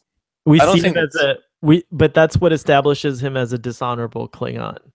Like that's one of the things about General Kruge that makes you realize that this is like not a Klingon that's following Klingon rules per se. He's interested in, he's kind of like a renegade captain. The original Yeah, but still. series, the original series establishes the Klingons not so much as honorable, but just bastards. There's this quote: Kirk's on this planet trying to explain to these guys why the Klingons aren't good. He says something to the effect of the Klingons are a military dictatorship, war is their way of life, what have you. Oh yeah, I remember that scene. And he gets all emotional, and he's telling them, Klingons are terrible, terrible people. They will torture you if they have to, and they will do all sorts of things. And they've got, enslavement camps. They've got fucking Ruapente. That's right. It's true. So they clearly clearly do take prisoners. It's just, I think that the era that all of this is taking place in is that Klingons are the enemy that a lot of people have never met. And so there's just a whole bunch of rumors going around, and there's a whole bunch, like some people are like, they take prisoners. Some people are like, no, they kill everyone. Other people might be like, they rape you. Other people are like, they eat your brains. Everyone's saying, which apparently they do, but a lot of people would say a lot of different things simply because they are the villains. Nowadays, if you were to talk to about 10 different people about Kim Jong-un and what's going on in North Korea, you would probably get 10 completely different responses. Great point. Great parallel and reference. That's cool. I have no idea what's going on in reality in North Korea, and I don't think anyone really does, because even if you do reading, then it's probably in it. I'm not going to say propaganda because we're not that far, but just news that's coming at you. And so I think it's the same thing with the Klingons, especially in this era where it's kind of a Cold War. They have conflicts now and then, but it's kind of like they're on their side, we're on our side. All we know is that they're mean, and that they, especially in the original series, there's none of this honor. Maybe they probably do have that honor in we their empire, but we don't see that. See it, yeah, it's true. We see only we only see augment virus afflicted Klingons that have no honor. And it would make sense that the Klingon Empire would send those human-looking guys to take care of the human borders. It would make sense. It's like, you guys look human. Especially if you have a conflicted, xenophobic core Klingon base that doesn't know what to do with these, these Klingons that are abhorrent to them in some way, So yeah, it makes sense. It makes it easier to put spies. What is it? Trials and Tribulations, or The Trouble with Tribbles, or both.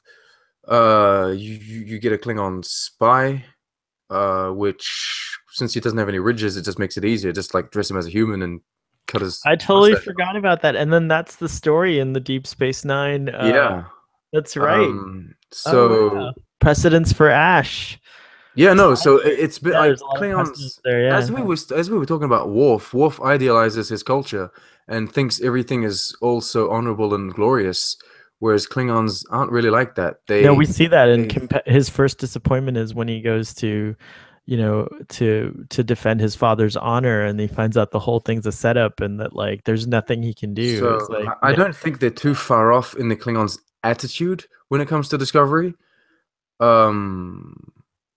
Yeah, they are. They're just a bit more brutal than they used to be. They're just a bit more brutal than they used to be, I think. I don't know. In a way. I'm not even sure about that.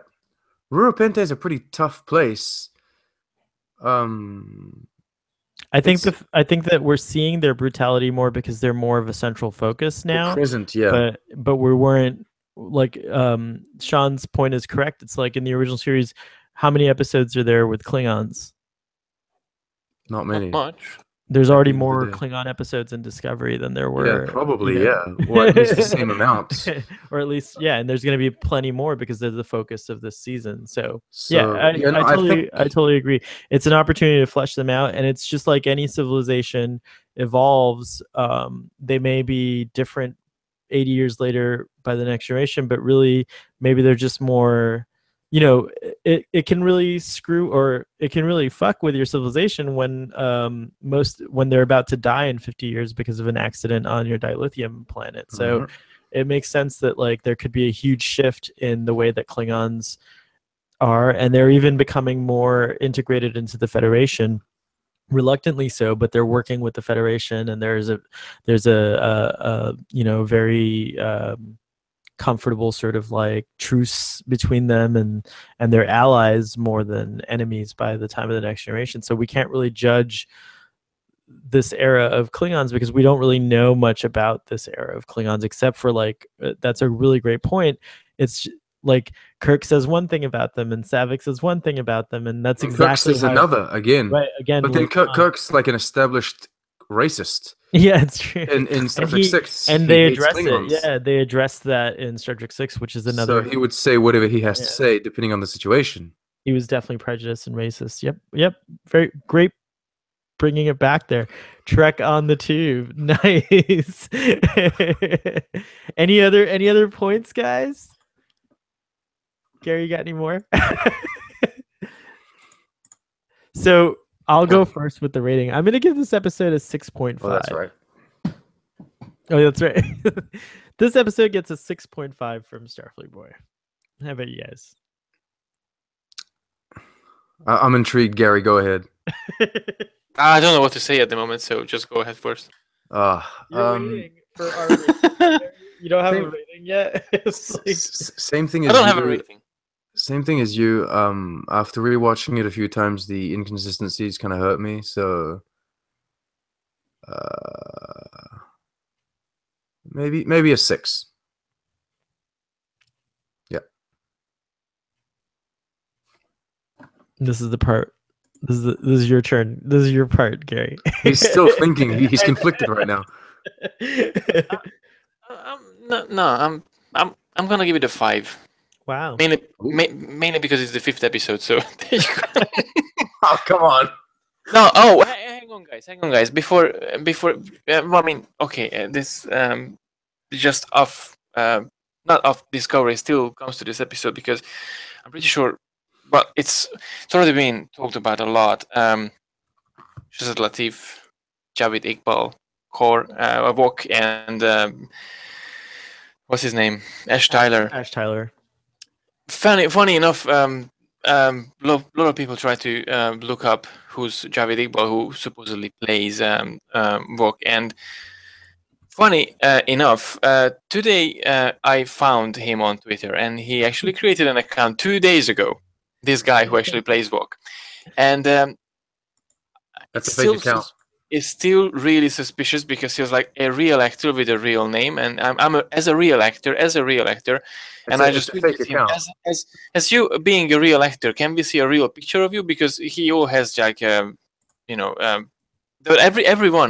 from Star Trek Discovery like tweeting him and supporting him and everything. Like even what's his name, Ted Sullivan, like, hey, welcome to the Twitter family, and everything. I'm pretty sure there's something fishy going on. I found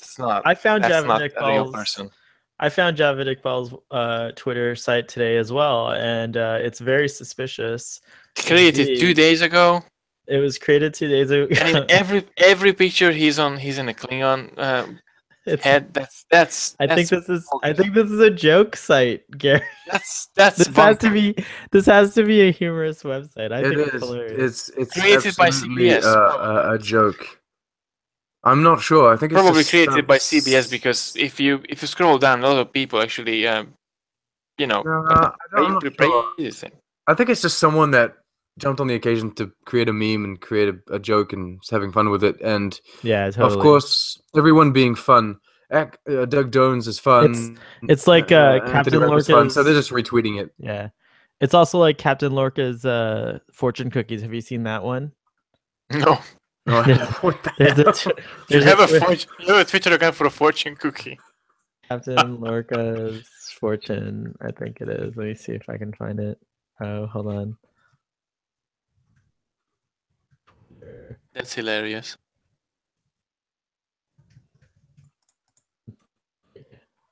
How long has this discussion gone on? I don't know. It's been going on for a while.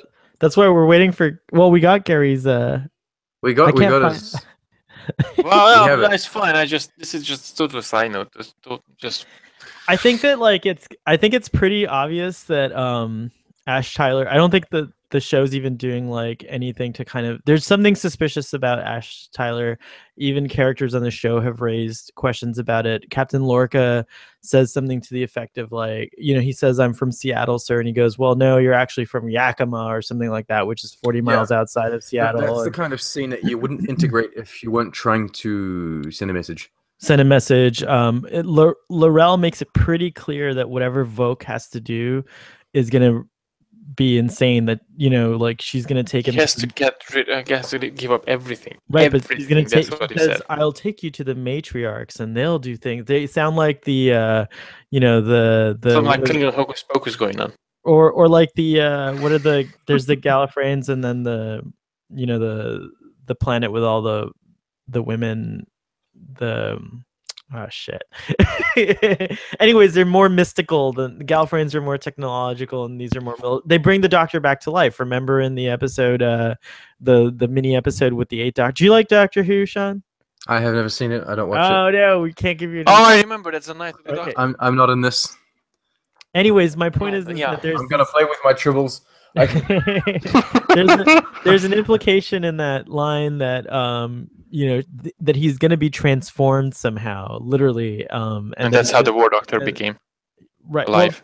Right, but then also now I'm back to Star Trek, and in that line with Laurel, she's like, she heavily implies that her mother, they're deceivers, they're liars, and she even says in the scene where she's interrogating Lorca that the reason she knows English so well is because her family is a family of like spies, and they True original series Klingons. Right, exactly.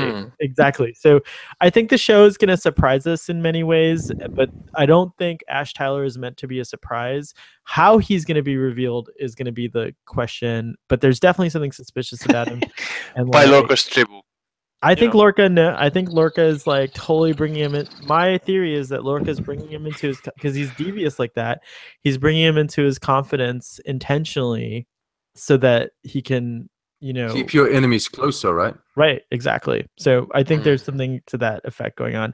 I'd be surprised if Lorca doesn't know. He seems really a much more devious character. He's on point when it comes to war and deception and what have you, and all those things. Well, it's on that note. It's been a long time. Heading from there to here, but now the time is finally here to end this. Of the heart. End this discussion. Wow. So overall average, I guess we can average this episode out at a 6. That's all I can say. I really enjoyed talking about this. This was a really deep, heavy, and I think one of our longest discussions about Star Trek. And so, if nothing else, gentlemen, we're very grateful that Star Trek's back on television just to have these discussions and like speculation absolutely. And frustrations and so on and so forth. Meaning the frustrations. It's awesome to be so frustrated about something. Right? It is really a love-hate relationship. Exactly. If I had to choose my pain, this is the pain I choose. And on that note, live long and prosper, and we'll see you next time.